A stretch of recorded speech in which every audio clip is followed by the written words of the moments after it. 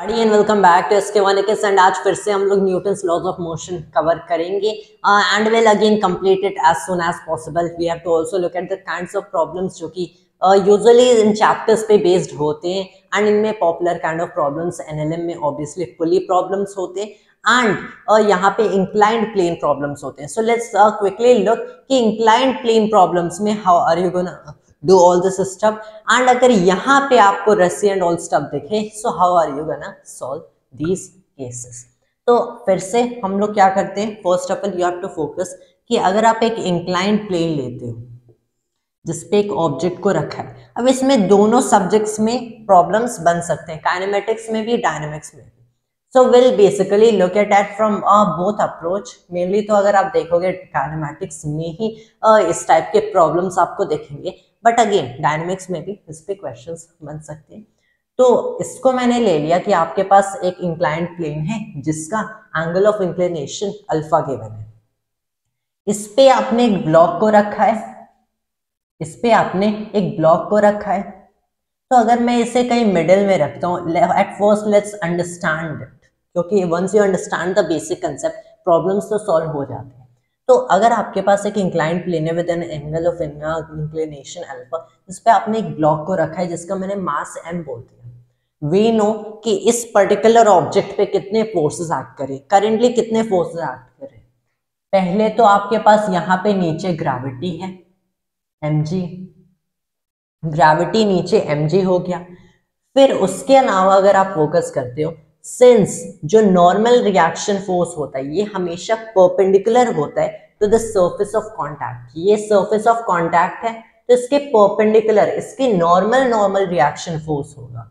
So it will be normal reaction force, since ये surface भी inclined है at an angle of alpha to the horizontal, normal reaction भी अपनी usual value से एक at an angle alpha inclined होगा। तो अगर आप यहाँ पे देखते हो, do these forces exactly balance, they can not, क्योंकि ऑल्दो एक कंपोनेंट ऑफ नॉर्मल रिएक्शन तो mg को बैलेंस कर देगा लेकिन mg का एक दूसरा कंपोनेंट बन जाएगा। So from here you can clearly सी कि यहाँ पे ये एग्जैक्टली बैलेंस नहीं होते एंड इसी रीजन से ब्लॉक नीचे स्लाइड डाउन कर जाता है। तो एक तो पहले हम लोग we are trying to learn about these inclined plane problems, लेकिन यहाँ पे आपको एक कंसेप्ट समझ आया कि कोई भी ब्लॉक इंक्लाइंड प्लेन से नीचे क्यों गिरता है, क्योंकि ये फोर्सेस एग्जैक्टली बैलेंस होके कैंसिल आउट नहीं कर रहे। या तो आप ले लो कि mg का एक कंपोनेंट यहाँ पे हो गया या फिर नॉर्मल रिएक्शन का एक कंपोनेंट यहाँ पे बन जाता है जिसकी वजह से ये ब्लॉक ये ब्लॉक यहाँ पे नीचे स्लाइड कर जाता है। अब mg या फिर नॉर्मल रिएक्शन, ऐसा ऑब्वियसली कंसिडर किया जा सकता है कि अगर आप एक normal again coordinate system consider करते हो तो यहाँ पे एक नॉर्मल कोऑर्डिनेट सिस्टम, यहाँ पे x आपने यहाँ पे ले लिया, y यहाँ पे ले लिया, तो mg तो नीचे, तो नॉर्मल रिएक्शन को रिजॉल्व करना पड़ेगा। इसके दो कंपोनेंट्स इजीली बन जाएंगे, एक यहाँ पे जो कि मे बी इसको बैलेंस कर सकते हैं, एक यहाँ पे। तो यू विल सी कि यहाँ पे तो एक फोर्स है एंड उसके लिए x के अलोंग कोई यहाँ पे दूसरा फोर्स नहीं है, तो somehow you are able to see it, right. लेकिन it would be even more wise कि अगर आप इस कोऑर्डिनेट सिस्टम को कुछ ऐसा कंसिडर करते हो relative to the direction of normal reaction, कि आपने x को यहाँ पे ले लिया एंड y को यहाँ पे ले लिया। So it is wise to use this coordinate system जब हम लोग इंक्लाइंड प्लेन प्रॉब्लम्स को सॉल्व करते हैं rather than this one. It is just wise, कोई भी कोऑर्डिनेट सिस्टम वर्क कर सकता है, ये कंप्लीटली आप पे डिपेंड करता है, but to solve the problems quickly, क्योंकि एक्यूरेसी तो सेम होगी, क्विकली आपको it is wise to consider this coordinate system. तो अगर हम लोग ये वाला कोऑर्डिनेट सिस्टम चूज करते हैं कि नॉर्मली तो आपके पास ऐसा था, लेकिन then you have this coordinate system जो कि एक एक्सिस हो गया x, जो कि हम parallel to this inclined plane लेंगे। अब x ऊपर पॉजिटिव होगा या फिर नीचे पॉजिटिव होगा, वो डिपेंड करता है बॉडी की मोशन कहाँ हो रही है, तो it will be wise according to that. यहाँ पे नीचे हो रही है तो यहाँ पे नीचे पॉजिटिव ले लिया, तो एक अलोंग द इंक्लाइन ले लिया जाता है एंड दूसरा नॉर्मल टू द इंक्लाइन जो कि सेम हो गया as direction of the normal reaction. तो एक बात पता चली कि नॉर्मल रिएक्शन को यहाँ पे रिजॉल्व करने की जरूरत नहीं पड़ेगी, क्योंकि उसके अलावा हम लोगों ने एक एक्सिस ले लिया, तो अब x यहाँ पे y यहाँ पे नहीं लेंगे। This is how it will be done. ये x इधर हो गया, y इधर हो गया। अब रिजोल्व किसको करना पड़ेगा, रिजोल्व हमें करना पड़ेगा mg को।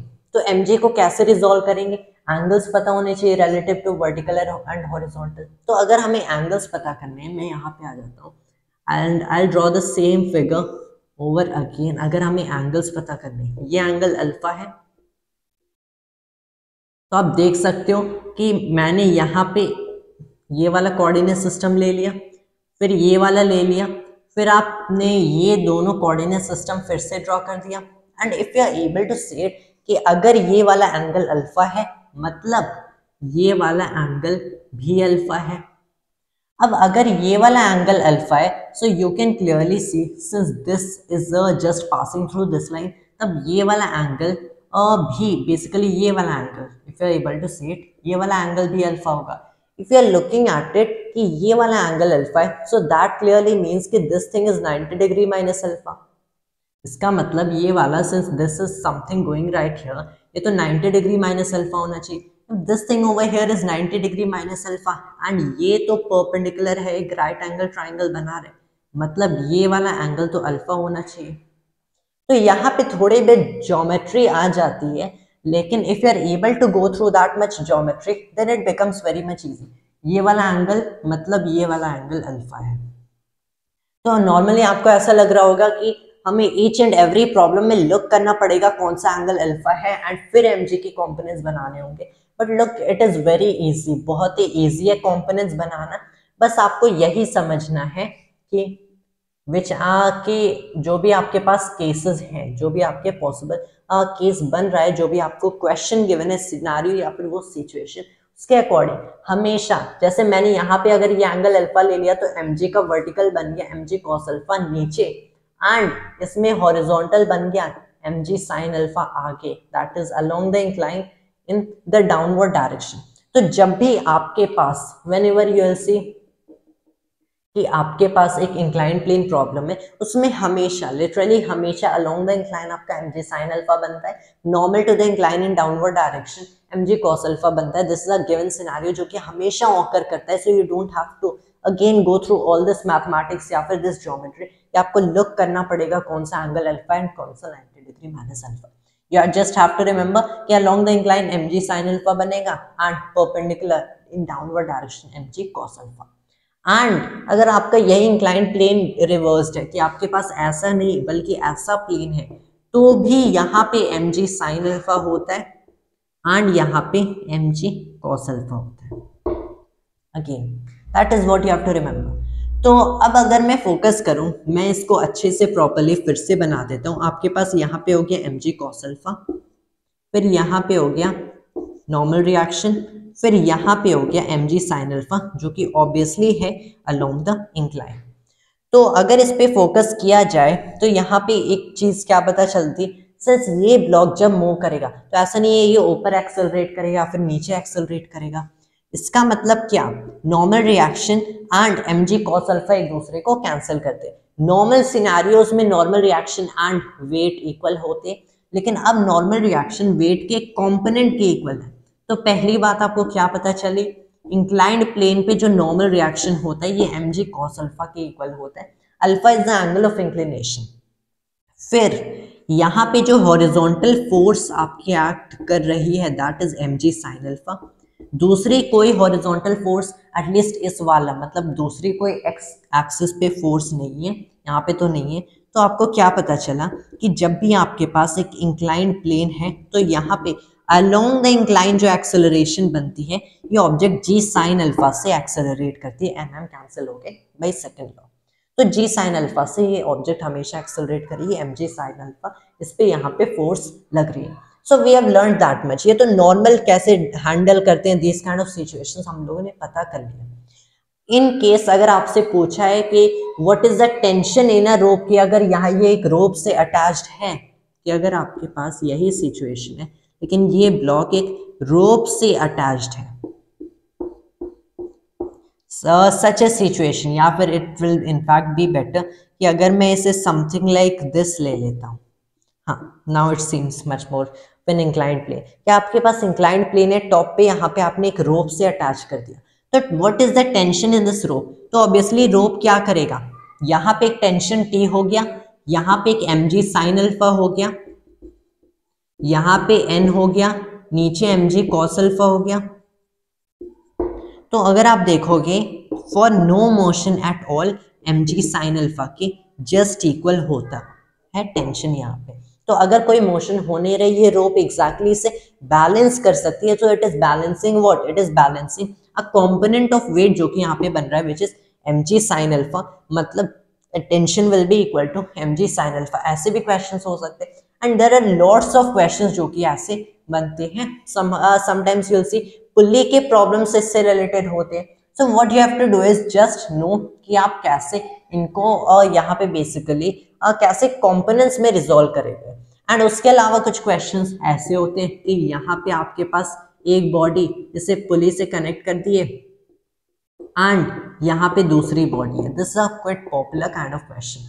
इसमें अब आप क्या करोगे कि एक मास यहाँ पे, एक मास यहाँ पे, इसका मास ज्यादा है तो नीचे जाएगा, इसका मास ज्यादा है तो यहाँ पे ये नीचे जाएगा। तो ऑब्वियसली हम लोग जानते हैं इसमें क्या करना है। अगेन ये मैंने m1g ले लिया, ये m2g, तो m2g sin अल्फा हो गया।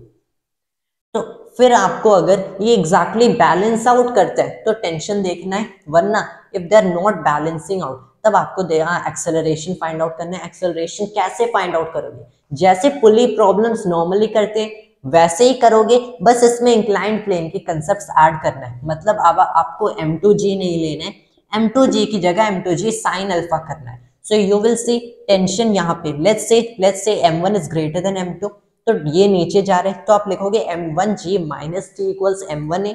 एंड जब यहाँ पे लिखना होगा तो टेंशन यहाँ पे है, but you will not right t minus m2g but t minus m2g sin alpha equals m2a।